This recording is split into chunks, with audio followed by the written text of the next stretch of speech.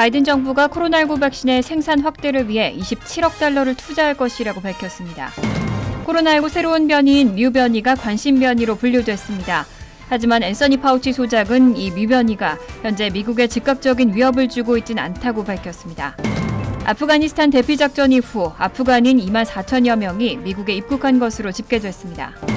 델타 변이의 확산으로 8월 고용시장 회복에 고용 둔화가 두드러졌습니다. 테이퍼링 일정표가 늦춰질 수도 있다는 가능성도 나옵니다. GM과 포드가 반도체 칩 부족으로 2주간 일부 북미 공장에서의 생산을 중단했습니다. 이상은 이 시각 주요 뉴스입니다.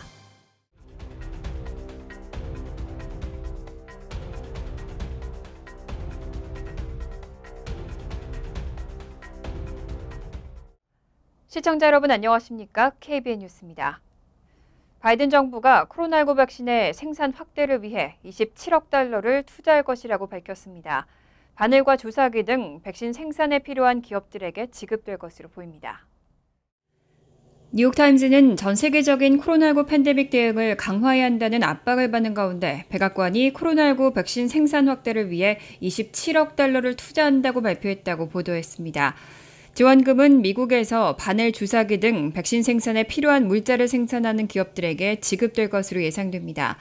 제프 자이언츠 백악관 코로나19 대응 조정관은 이번 신규 투자는 백신 제조 능력을 더욱 확대해 미국이 전 세계의 백신 무기고가 되겠다는 약속을 이행하는 데 도움이 될 것이라고 밝혔습니다. 또 공급망에 대한 투자가 좋은 보수를 받는 수천 개의 미국 일자리를 창출할 것이라고 기대했습니다.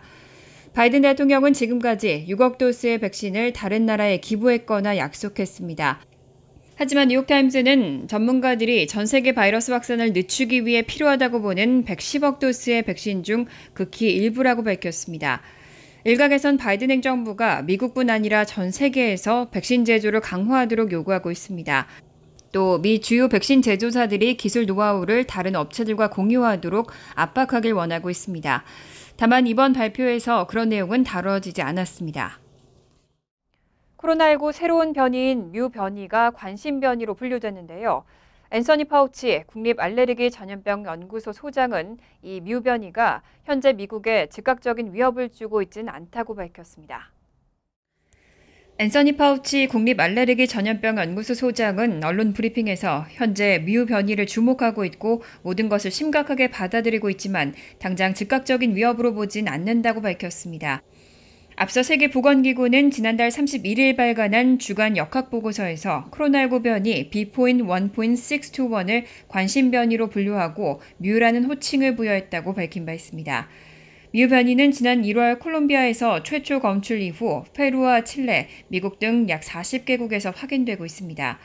파우치 소장은 뮤 변이에 대해서 지배종에 가깝지도 않다면서도 매우 면밀히 주시하고 있다고 밝혔습니다. 또 백신 효능을 다소 떨어뜨리는 변이가 있다고 해도 백신이 여전히 지금 나오는 변이에 대해 꽤 효과적이라는 사실을 기억해야 한다고 당부했습니다. WHO는 코로나19 변이를 관심 변이와 우려 변이로 구분하고 있습니다. 뮤 변이를 비롯해 5종이 관심 변이에 해당하고 우려 변이는 알파, 베타, 감마, 델타 등 4종입니다. 아프가니스탄 대피 작전 이후 아프간인 2만 4천여 명이 미국에 입국한 것으로 집계됐습니다. 이 가운데 상당수가 특수 이민 비자를 받게 될 것으로 보입니다. 더 힐 등에 따르면 네드 프라이스 국무부 대변인은 브리핑에서 8월 17일부터 31일까지 총 3만 1,107명이 미국에 도착했다며 이 중 2만 3,876명이 아프간인으로 전체 입국자의 77%에 달한다고 밝혔습니다. 이 가운데 특수 이민 비자나 기타 비자 소지자가 얼마나 되는지는 구체적으로 언급하지 않았습니다. 다만 많은 이들이 특수 이민 비자를 받게 될 것이라고 덧붙였습니다. 또 다른 입국자 중 4,446명은 미국 시민으로 미국은 아프간 카불에서 자국민 5,500여 명을 대피시켰습니다. 이 밖에 나머지 입국자는 합법적인 영주권자라고 프라이스 대변인은 설명했습니다. 미국은 아프간 난민을 버지니아 포트리, 위스콘신 포트 맥코이, 텍사스 포트 블리스, 뉴저지 맥과이어 딕스 레이크하우스트 등 미 전역 8개 군사기지에 수용하고 있습니다. 미국은 지난달 30일 대피 임무를 마무리 짓고 아프간 미군 철수를 완료했습니다. 지난 17일간 미국 및 동맹국 시민, 아프간 조력자 등 대피시킨 인원은 12만 4천 명에 달합니다. 현재 남은 미국인은 100명에서 200명으로 파악되고 있습니다. 바이든 대통령은 여전히 아프간 철군 후폭풍에 시달리고 있습니다. 바이든 대통령의 지지율은 취임 이후 최저치로 떨어졌습니다. 공영라디오 NPR은 8월 26일에서 31일 미 성인 1,241명을 설문조사한 결과 바이든 대통령의 지지율은 43%를 기록했다고 보도했습니다. 7월보다 6%포인트 떨어진 것이고 해당 조사로는 바이든 대통령이 취임한 이후 최저치입니다. 정치 성향별로 민주당 지지층에서 90%에서 85%로 내려갔고 공화당 지지층에서는 6%에서 5%, 무당층 46%에서 36%로 뚝 떨어졌습니다. 무당 측은 2020년 대선에서 바이든 대통령의 승리에 결정적인 역할을 했지만 이제는 지지율이 10%포인트 내려가면서 악재로 떠오르게 됐습니다. 특히 미국의 대아프간 정책이 도마 위에 올랐습니다. 아프간에서 미국의 역할이 전반적으로 실패했다고 본다는 응답자가 71%에 달했습니다. 민주당 지지층에서는 66%, 공화당 지지층 73%, 무당층이 75%를 차지했습니다. 또 아프간에서 미국이 계속 개입할 의무가 있다고 보는 응답은 29%에 그쳤고 미국 개입 없이 아프간인이 그들의 미래를 결정할 필요가 있다는 응답이 61%에 달했습니다. 다만 아프간 피난민, 비자 소지자는 미국이 받아들여야 한다는 응답이 73%로 나왔습니다. 반면 공화당 지지층에서는 찬성 49%, 반대 44%로 나타났습니다. 코로나19 델타 변이의 확산으로 8월 고용시장 회복에 고용 둔화가 두드러지면서 제동이 걸렸습니다. 연방준비제도의 테이퍼링 일정표가 늦춰질 수도 있다는 가능성에 관심이 주목되고 있습니다.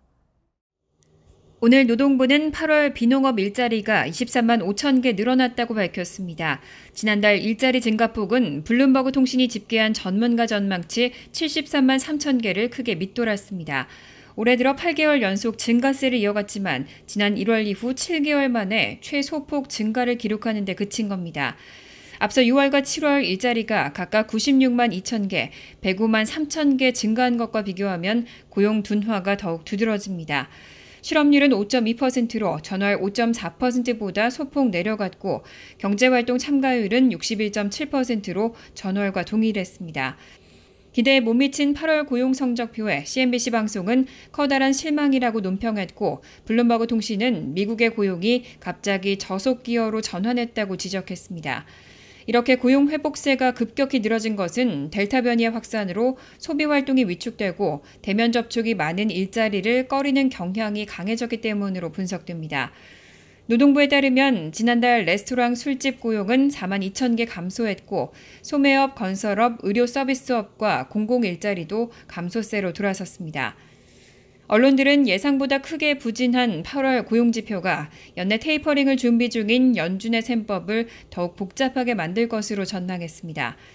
CNBC는 9월 연준 정례회의를 앞두고 실적이 전망을 크게 밑돈 만큼 테이퍼링 시작이 내년으로 미뤄질 수도 있다고 예상했습니다. 미국의 세컨더리 제재 대상 5곳 중 1곳 이상은 북한 관련으로 나타났습니다.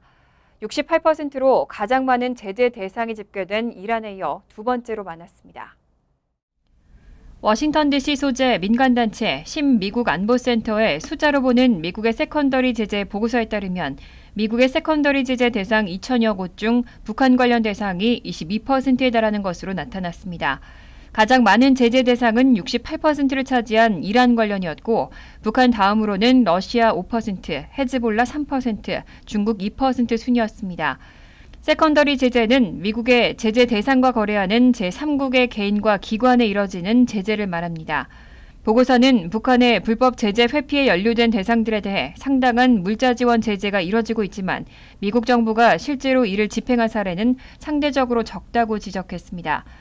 보고서를 작성한 제이슨 바틀릿 연구원은 미국의 소리방송에 실제 북한 관련 대상들에 대한 제재 이행은 2010년에서 2021년 사이 북한의 해외 노동자와 관련한 2차례였다고 말하고 바이든 행정부의 대북 대응과 관련해 북한의 사이버 금융 범죄나 제재 회피 기법을 단속하는 데 초점을 맞출 거라고 설명했습니다. 자동차 제조업체 제너럴 모터스와 포드가 반도체 칩 부족으로 2주간 일부 북미 공장에서의 생산을 중단했습니다. 이미 자동차 공급량이 부족한 가운데 이번 조치로 자동차 가격은 기록적으로 상승할 것으로 전망되고 있습니다. 어제 GM은 쉐보라 실버라도를 생산하는 북미 공장 15곳 중 공장 8곳에서 향후 2주 동안 생산을 중단한다고 발표했습니다. GM은 성명에서 글로벌 시장의 반도체 공급 제약으로 인한 부품 부족이 지속되면서 일정을 조정했다고 설명했습니다. 포드는 향후 2주 동안 캔자스시티 공장에서 픽업 트럭 생산을 중단합니다.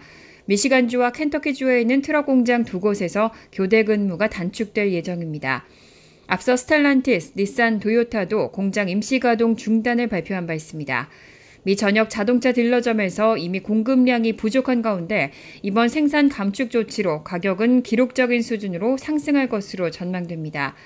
자동차 업체들은 미국 딜러들이 지난달 신차를 100만 대 이하로 판매해 2019년 8월보다 72% 급감했다고 발표했습니다.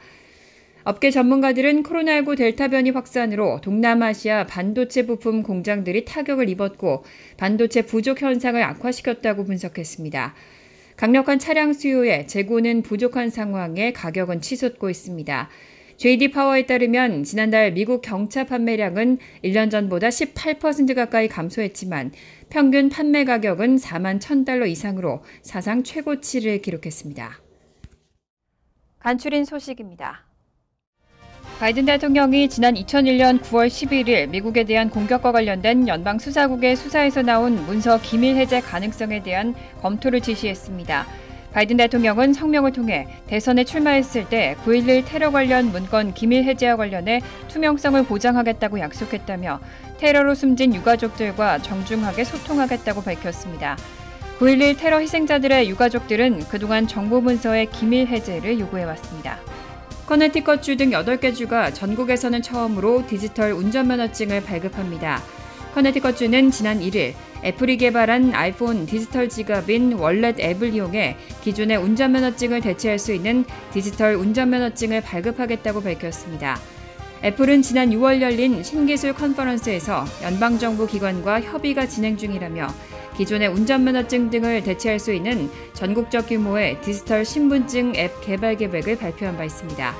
새 디지털 운전면허증은 올 겨울부터 사용할 수 있을 것으로 예상되고 애리조나, 조지아, 아이오와, 유타, 켄터키, 메릴랜드, 오클라호마 등도 디지털 운전면허증 발급을 도입했습니다. 코로나19 사태 이후 재택근무를 해오던 뉴욕시 공무원들이 오는 9월 13일부터 사무실에 복귀합니다. 뉴욕시의 재개방 태스크포스는 뉴욕시 각 기관장들에게 보낸 이메일을 통해 재택근무는 제한된 상황에서만 허용될 것이라고 밝혔습니다. 이번에 재택근무가 해제되는 뉴욕시 공무원은 사무직원과 컴퓨터, 기술 분야 전문가 등 8만 명에 달합니다. 전체 30여만 명의 시 공무원 중 경찰관과 소방관, 보건 관련 공무원들은 이미 사무실에 복귀한 상태입니다.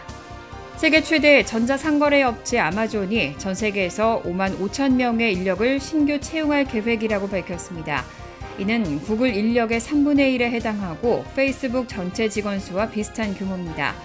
지난 1일 아마존은 향후 몇 달간 기술직 등에서 5만 5천 명을 채용할 계획이고 이 중 4만 명은 미국에서 나머지는 인도, 독일, 일본 등에서 채용될 예정이라고 밝혔습니다. 아마존은 지난해 창고, 배달 등 업무에서 50만 명의 직원이 늘었고 전 세계적으로 130만 명 이상을 고용하고 있습니다. 환율과 증권 소식입니다.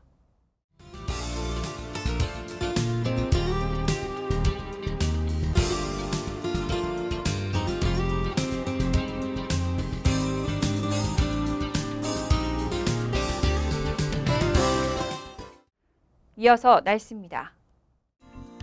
화요일은 화창하겠습니다.